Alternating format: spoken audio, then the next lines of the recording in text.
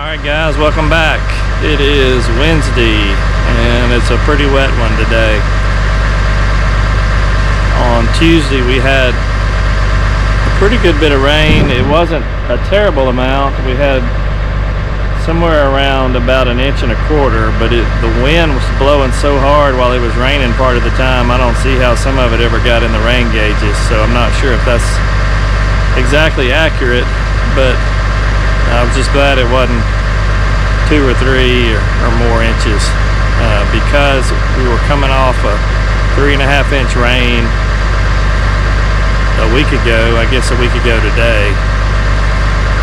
It didn't take as much rain to make it wet, so we've had about 5 inches here in the last 6 or 7 days. So it was gloomy this morning too. It's right after lunch now, but it was kind of foggy and misty. It wasn't really raining, but it was misty and not good for drying, but the sun's trying to come out now. So we're not doing anything in the field today, obviously. I got the guys doing some things that we needed to do anyway, like first would be going over the sweet potato planter, checking it out. They replaced a few parts this morning, making sure it's ready to go, and working on a few trailers and this type of thing. And then hopefully we'll be back out in the field tomorrow. What this means though, with it being so wet, is as soon as it gets dry, I'm gonna be rocking and rolling on the tractor. And I was working on my list of stuff to do this morning, and I had to go to the second page, which is never a good feeling when you got that much ahead of you on the list. So we need a good stretch of weather. Right now it looks like we may get it next week. There's still a chance we could get some more rain Friday night, but we'll just do what we can and make the best of it. So today I'm going to work on my spray boom a little bit behind me. If you can see it, I'll give you a better view of it here in a minute. But when I use my spray boom on everything, I keep my extensions folded in. The only time I fold them out is when I have to spray the watermelons on the plastic, so I can reach out far enough and catch 2 rows on each side of the drive row. So today we're going to fold the extensions out and clean those nozzles out and make sure there's no obstructions, because I haven't been using them, and calibrate it with the extensions, make sure everything's still good. The next time I spray the watermelons, I'm going to have these extensions, because the vines are spreading out and I've got to stay in that drive row now and spray overhead with this boom.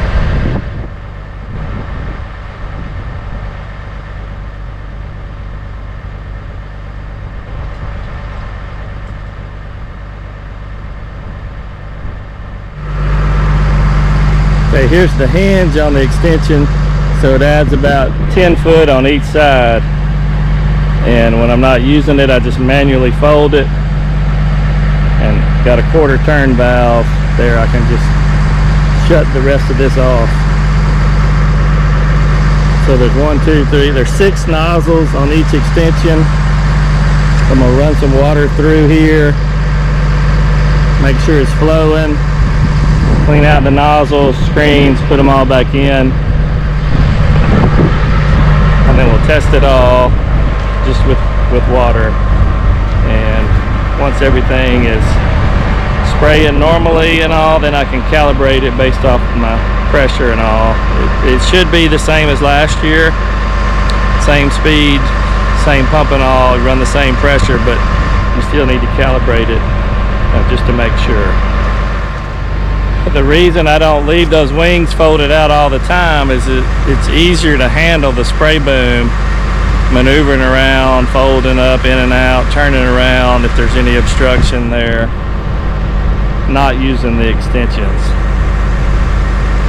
running up and down the road and all that. So it might be a little faster for me if I use the extensions all the time, but it's really not that big a deal. I'd rather have more stability and more control by using the boom with the extensions folded up all the rest of the time.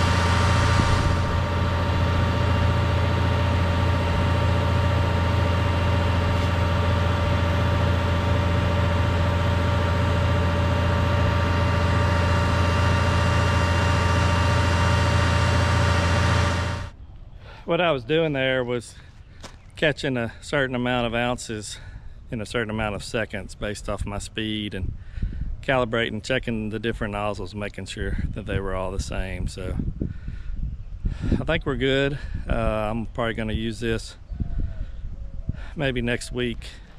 Well, I'm probably at least Friday before I can do much tractor work. We'll probably get back out in the field tomorrow and maybe start back on some of that hoeing and see what other kind of maintenance we need to do out there in the plastic field. And so I may not get much on the video for Thursday, but hopefully if the sun stays out like it is right now, maybe I can start back Friday and really get after it. Okay, fast forward to Friday. We had a good sunny day yesterday of drying. It may be cloudy today, but I think it's dry enough for me to get my fertilizer out. I got two different applications, two different buggies this morning I'm gonna put out, and I may come back and run my do-all over it. I'm gonna try that. Anything else is probably borderline too wet still, just a little bit. And I don't know how sunny it's going to be today, so we're just going to have to take it a day at a time. The long range forecast looks pretty good. We do have a little bit of shower chance this weekend. Today a little bit, Sunday a little bit. Next week looks sunny and hot. So working on my list, and it starts today.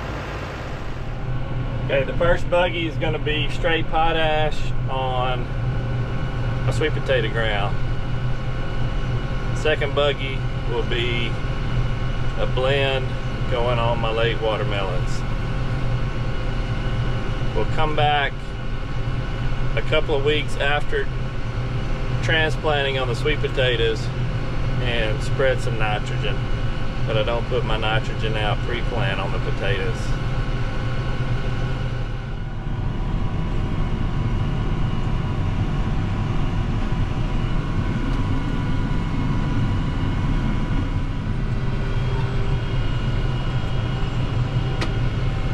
Okay, we just switched buggies,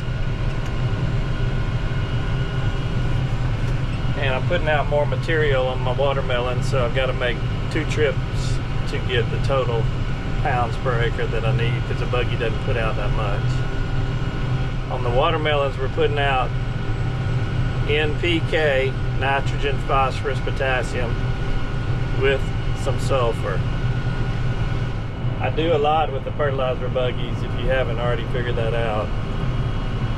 After today, we'll come back with my last couple of plantings of peas and put out some fertilizer, maybe in a week or so, and then we'll come back and do the nitrogen on the sweet potatoes after we've planted them. And that should wrap it up for me on the fertilizer buggy for a while. So we've got 2 more different applications we'll need to do after today.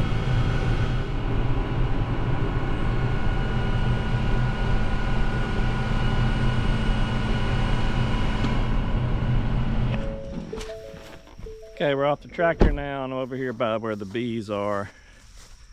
Let's see how close we can get without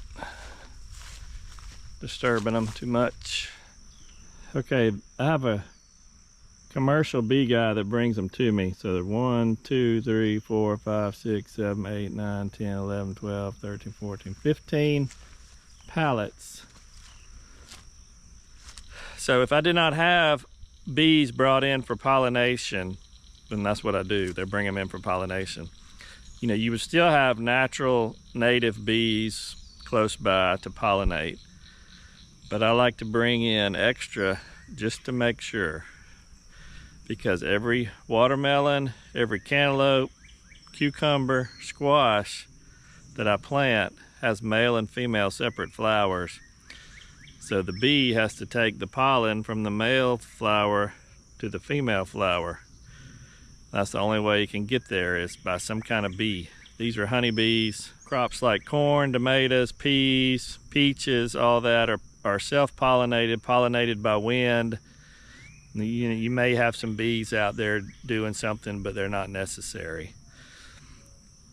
So I started doing this many years ago, and there's a commercial bee guy that I use every year who's a big honey producer, and he's looking for places to put bees, and so he brings them to me. They bring them at night on these skids. He brings a skid loader with him and a big truck, and they come in and take these off. And I really don't ever see them because they come in the middle of the night, and they'll come check them and work on them, and a lot of times that's also at night. And of course, when they pick them up, it's got to be at night too, because the bees are out working during the day, and then they come back to the same hive at night. And so at night, they're all in there. And so they can close them up and transport them and move them around. It's just kind of like insurance. You know, it gives me a peace of mind knowing that there's plenty of bees out here. They drop these off Sunday night. Today's Friday. So I like to get them as close around May the 1st as I can, and then they'll come pick them up at the end of the season.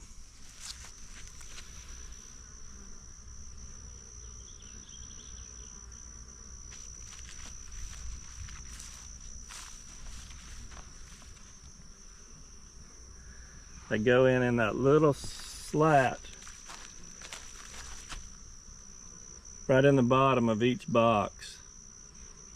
I guess there's 4. 1, 2, and then 2 on the other side.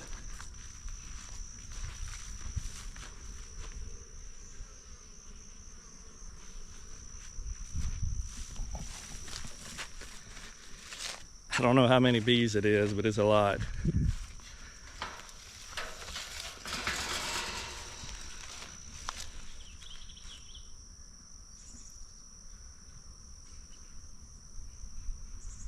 We try to do as much spraying as we can right at daylight, right at dark, to keep from messing with the bees, because the bees are going to be out and about. Once the flowers open each morning, they'll be doing their thing, and then they'll come back. There's probably some kind of formula, so many bees per acre and all that. I don't know what that is. I just tell him to bring me a bunch of bees, and he brings a bunch of bees. So it's always worked out pretty good. Okay, back on the tractor after lunch. Got the do-all behind me. Running over everywhere where we just slung out the fertilizer. I like to do it for a couple of reasons. For one thing, these beds are hard because they've had all that hard rain, so they're packed down. This will turn them over and fluff them up, kind of flatten them out. So when I get ready to put out my soil insecticide, the dirt will be loose, and then I'll come right behind it with the hipper and hip the soil insecticide into the row, and it'll hip up a little easier because we've done this.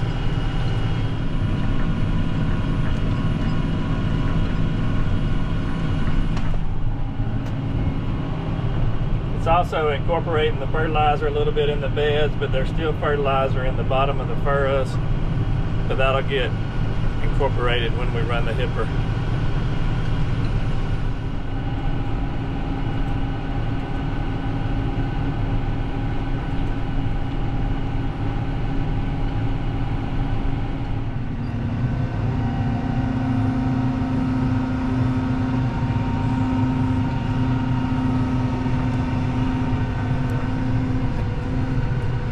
field size today that we put out the fertilizer on is between 18 and 20 acres, something like that.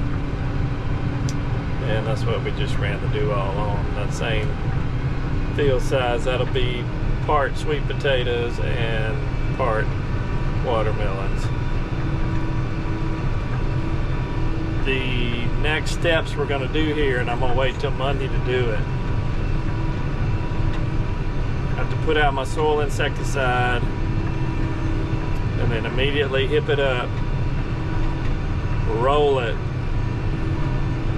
and then we'll come back at some point next week and put out my herbicide. So we've got 4 more passes until we're kind of ready to plant, and then I need to have it rain on it, not only to give me moisture to plant, but also to activate those chemicals, because I don't want to plant until that's activated.